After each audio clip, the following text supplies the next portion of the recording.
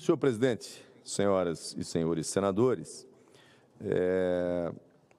hoje o tema que me traz à tribuna do Senado, ele vai na direção um pouco daquilo que o senador professor Iovisto já abordou aqui no plenário do Senado Federal hoje. Nós estamos vivendo um período de inquietação no governo central. O governo do PT parece que acordou para uma realidade que ele sempre negou. O impacto das contas públicas no resultado experimentado por todos os brasileiros. O PT sempre pregou que tem que gastar mais, não importa de onde venha o dinheiro. E se não tiver dinheiro em caixa, cria mais um tributinho, usa a tática do taxade, cria a fonte, mas garanta o investimento. A conta chegou. Esse é o governo, nos últimos anos, que mais criou imposto no Brasil. Aumento de carga tributária, aumento de taxas, de contribuições. E com isso, o custo do Brasil só aumenta. É difícil ser empresário no Brasil, é difícil a vida do consumidor no país, porque nós temos um Estado que é bom para cobrar e é péssimo para investir. Eu estava observando dados, os dados do governo, o rombo fiscal do governo Lula é algo assustador. Veja, o governo tem déficit primário de quase 100 bilhões no acumulado do ano. Quase 100 bi. Mas o saldo negativo foi de 22,4 bilhões em agosto. Só no mês de agosto. Só no mês de agosto. 22 bi de saldo negativo. E de outros 227,5 bilhões no acumulado ao longo dos últimos 12 meses. Esse é o governo do PT. Lula acumula em 2 anos o maior rombo de estatais do século. As estatais, as empresas públicas brasileiras estão no vermelho, estão dando prejuízo, amargando prejuízo. Senhor presidente, o déficit foi de 9,7 bilhões em 2023 e 2024, o que representa, repito, o maior resultado negativo desde 2022. Aqui, traçando um paralelo entre a realidade de um governo que defende a economia liberal, o livre mercado, um governo que criou a lei da liberdade econômica, o governo do presidente Bolsonaro.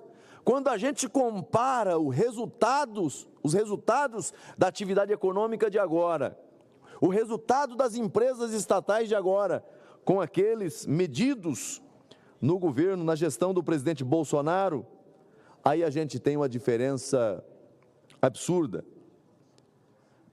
Na gestão do presidente Bolsonaro, o lucro das estatais bateu recorde. Foram 188 bilhões em 21. E entre as empresas que tiveram saldo positivo, uma delas, a Petrobras, que agora está na casa dos quase 3 bi de prejuízo, só a Petrobras, lá atrás deu lucro. Por que no momento você tem empresas públicas com resultados positivos e em outro você tem empresas públicas com resultados negativos? Eu começo com um dado simples. Nós aprovamos aqui no Senado Federal a lei das estatais. Nós aprovamos a lei das estatais, criando regras, sistema de controle, de eficiência,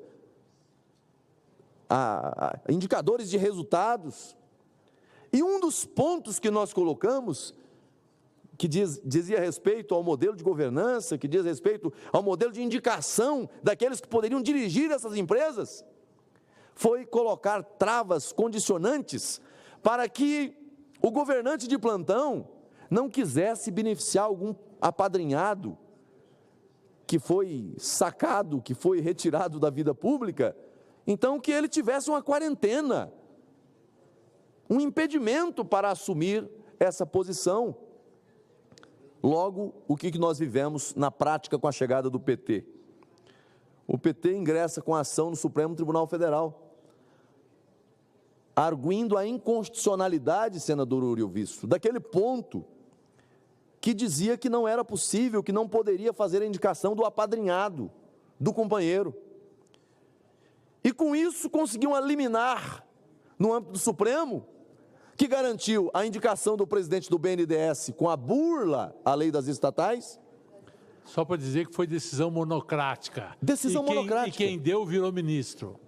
Foi premiado com um cargo de ministro posteriormente. Decisão monocrática. Isso garantiu à Petrobras a indicação com burla à lei das estatais que nós aprovamos. Está aí o resultado. A Petrobras dando prejuízo. Está aí o resultado, o BNDES deixando de cumprir as suas finalidades. Indicação, eu não sou contra a indicação política. A indicação política é parte da cultura política do Brasil. Agora, os critérios são estabelecidos para serem cumpridos. E nós vivemos um período em que os critérios são relativizados para atender o governante de plantão.